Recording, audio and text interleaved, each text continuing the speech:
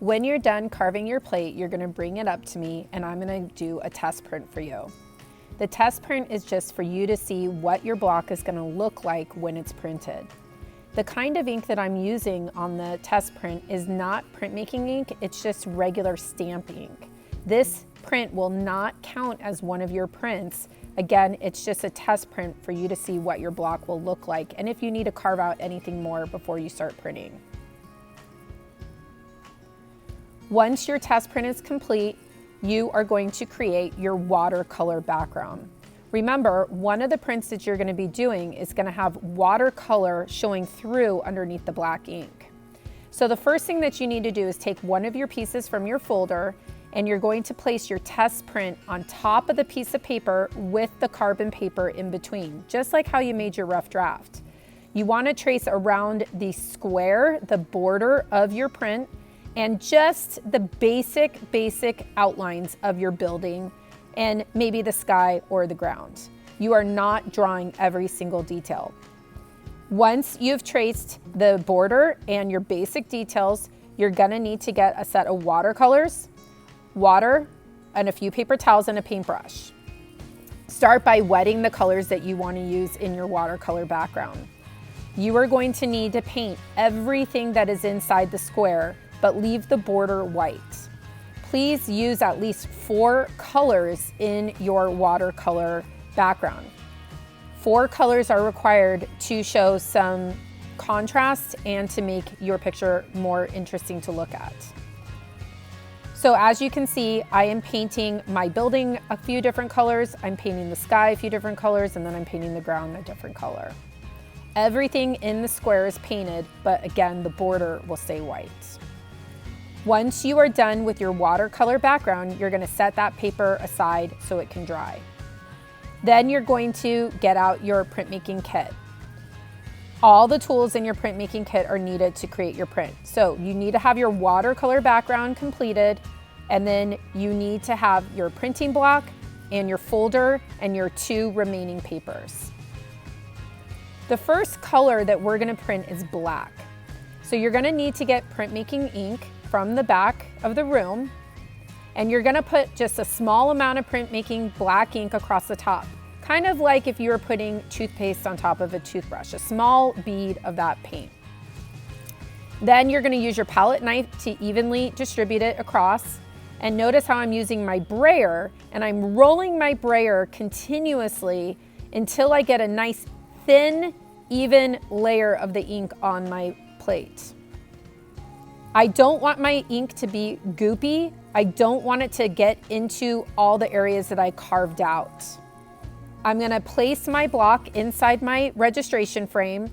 I'm gonna place my paper lined up with that registration frame, and then I'm gonna use my burnishing tool to force the ink into my paper. I'm gonna do 2 prints with the black. One will be on top of my white paper, and the next one will be on top of my watercolor background. So you need to re-ink your block before you print onto the watercolor background. I'm gonna line my watercolor background paper up with my registration frame. I'm going to use my burnisher. The burnisher will force the ink into the paper.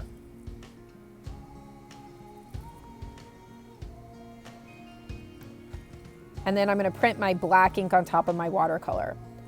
You will then need to go and clean and dry your plate and your printmaking mixing plate.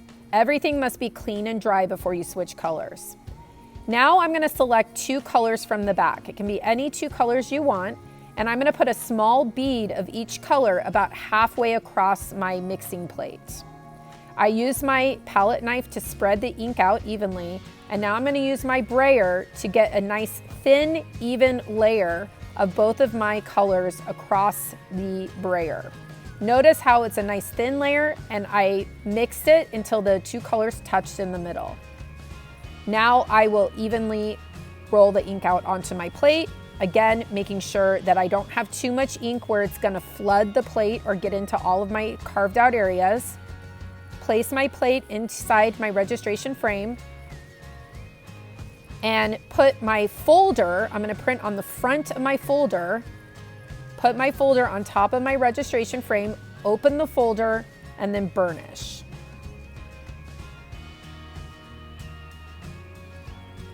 I'm gonna make one more multicolored print, the same 2 colors. I'm not re-inking my plate.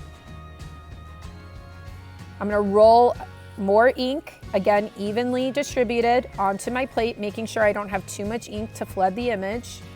And now I'm gonna print my 2 colors on my last piece of white paper. So I'll place my printing plate inside my registration frame, and I'm gonna use my last piece of white paper, line it up with my registration frame, burnish, and print onto my last piece of white paper. The last step is to title, number, and sign your prints. All 3 of my prints and my folder will have a title, the same title. In the middle, I'm gonna number my prints like a fraction, 1/3, 2/3, and 3/3. And on the far right, I'm gonna sign my name on each of my prints.